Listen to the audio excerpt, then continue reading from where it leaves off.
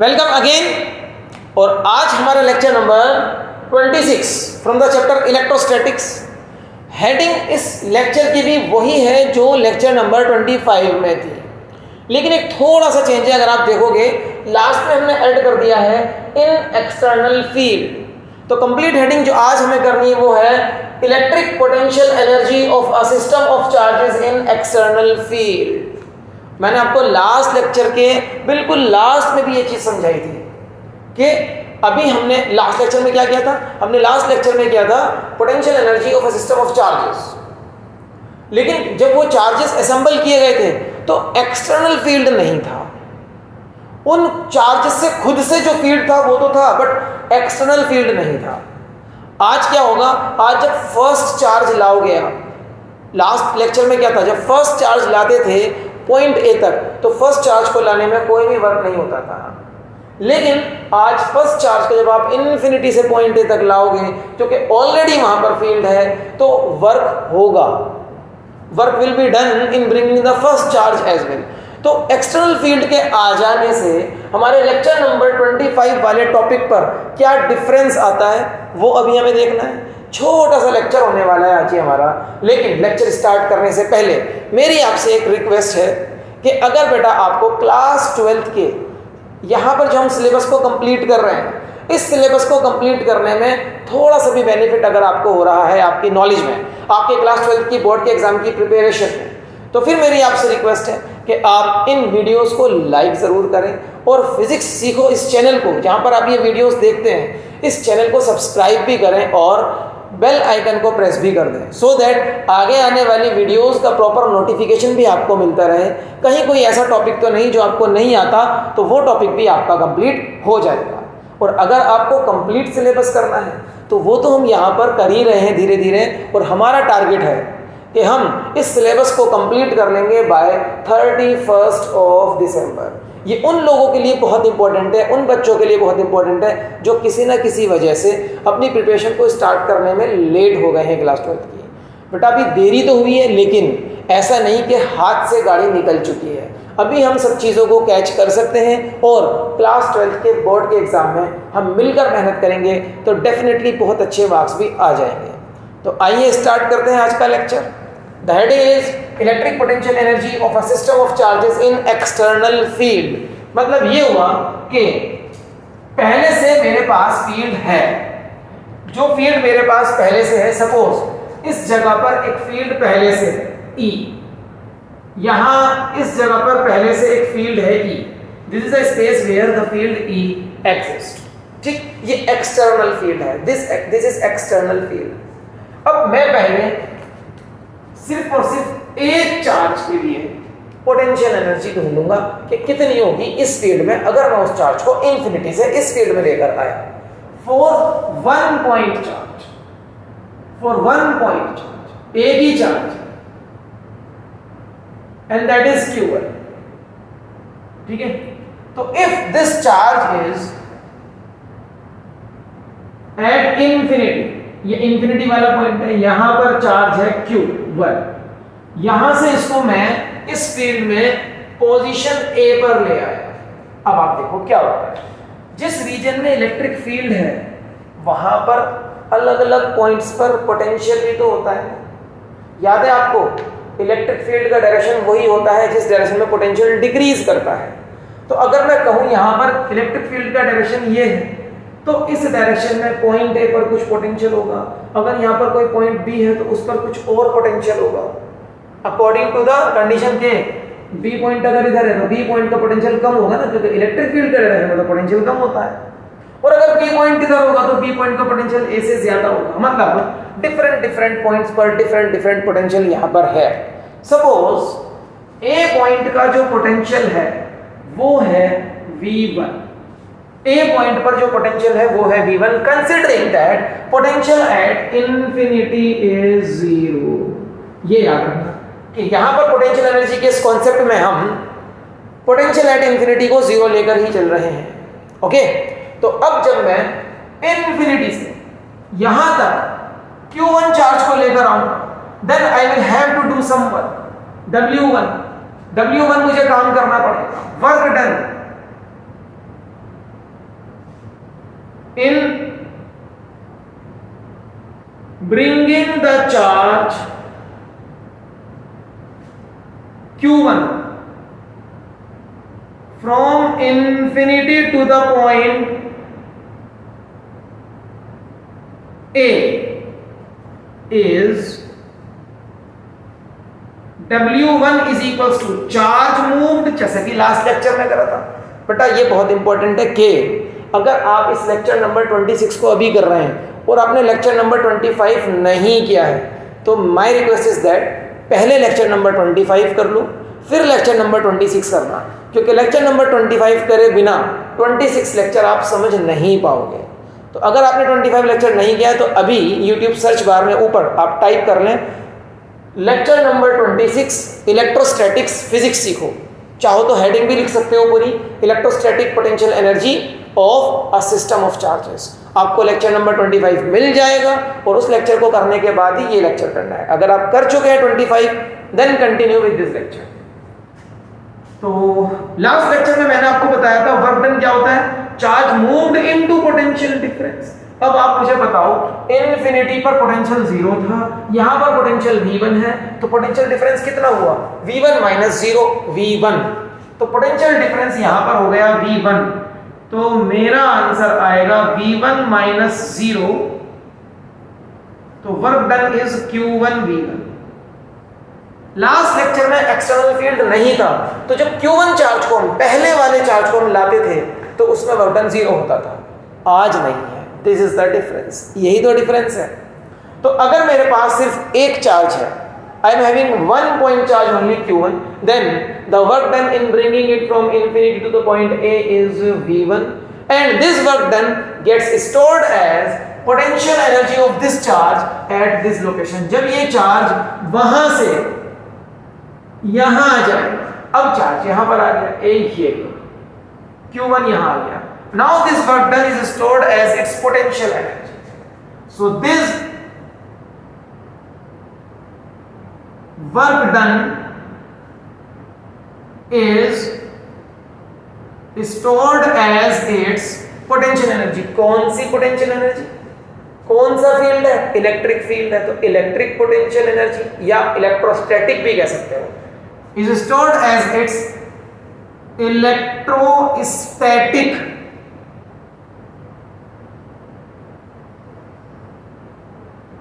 Potential energy. तो electrostatic potential energy को U से डिनोट करेंगे और ये इस वर्क डन के ही इक्वल है, वो हो गई हमारी Q1 V1। For a single charge कितनी पोटेंशियल एनर्जी होगी अगर आपने इस चार्ज को इन्फिनिटी से एक ऐसे पॉइंट पर लाए हो जहां पर पहले से इलेक्ट्रिक फील्ड काम करता है, E।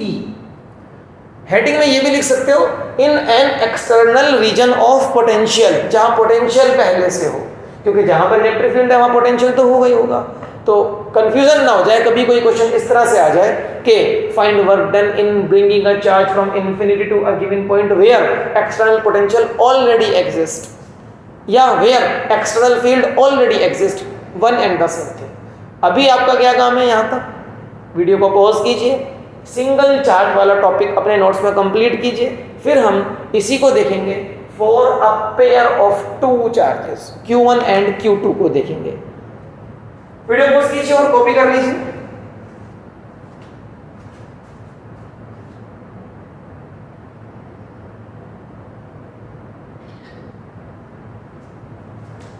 आई होप कि आपने इतना कर लिया है। अब हम आगे बढ़ते हैं और नेक्स्ट होगा हमारा for a pair of two charges. Next for a pair of two charges. Second for a pair of या for a system of two charges. ये सिस्टम ऑफ चार्जेस तो है ना। फॉर अ पेयर, पेयर मतलब system, pair का मतलब क्या है, group of two, system of two. Pair of two charges in external field, ये मत भूलना, इन एक्सटर्नल फील्ड। तो अब मैं दो चार्जेस Q1 एंड Q2, दो चार्जेस एक एक करके लाऊंगा। और फिर देखूंगा सिस्टम की पोटेंशियल एनर्जी क्या बन गई। ओके, चलिए लाते हैं। तो पहले एक चार्ज को ले आए। जब मैं Q1 चार्ज को इन्फिनिटी से यहां तक लाऊंगा, work done in bringing it from infinity to the point A, जहां पर पोटेंशियल पहले से V1 है, अभी तो कैलकुलेट किया है। पहले चार्ज को लाने में वर्क डन कैलकुलेट हम ऑलरेडी कर चुके हैं। अब मैं सेकेंड चार्ज को लेकर आऊंगा। सपोज सेकेंड चार्ज मेरा इस जगह पर है, या मान लो यहां पर है। Q2 वो भी तो इन्फिनिटी पर है और पोटेंशियल वहां पर भी 0 होगा।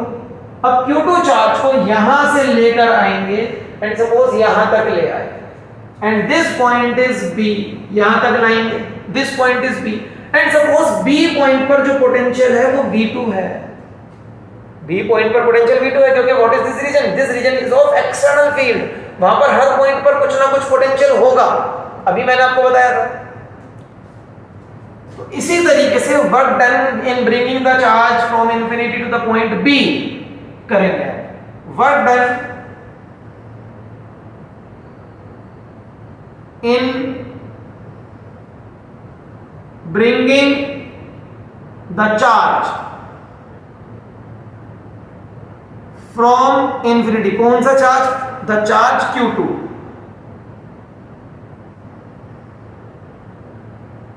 From infinity to the point B, जहां पर पहले ही पोटेंशियल V2 है। तो similarly work done will B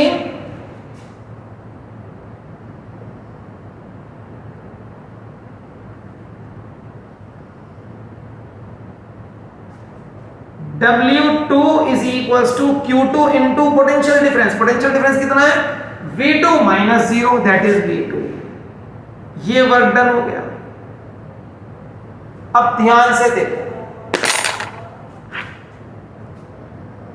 now examine carefully. जब मेरे पास ये सिस्टम बन चुका है, अब देखो ये सिस्टम बन चुका है, Q2 चार्ज तो यहां से यहां तक आ चुका, Q2 चार्ज यहां पर आ गया B पॉइंट पर,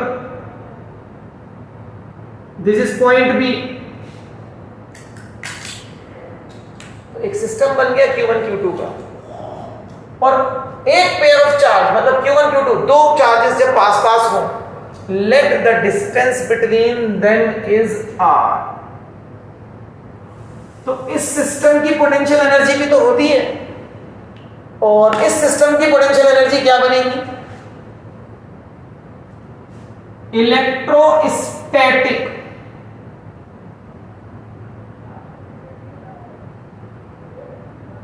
potential energy of the system of two charges only। मतलब चाहे वो इस एक्सटर्नल फील्ड में हो या ना हो, अगर दो चार्जेस पास पास हैं तो उनकी अपनी पोटेंशियल एनर्जी भी तो बनेगी, वो लिखनी है मुझे यहाँ पर, और वो हमने लास्ट लेक्चर में सीखी थी। That potential energy is 1/4 pi epsilon naught if the medium is free space, product of the two charges Q1 Q2 upon distance between them। ये पोटेंशियल एनर्जी बन गई। Equation number 3, equation number 2, equation number 1। ये work done भी stored as potential energy, ये वाला work done भी stored as potential energy, और ये पोटेंशियल एनर्जी तो ऑलरेडी है। तो टोटल पोटेंशियल एनर्जी कितनी होगी? Total potential energy is the sum of W1 plus W2 plus U। ये होगी, इसको मैं U डैश लिख लेता हूं, U डैश। तो total potential energy is given as, उसको यहां लिख लेते हैं,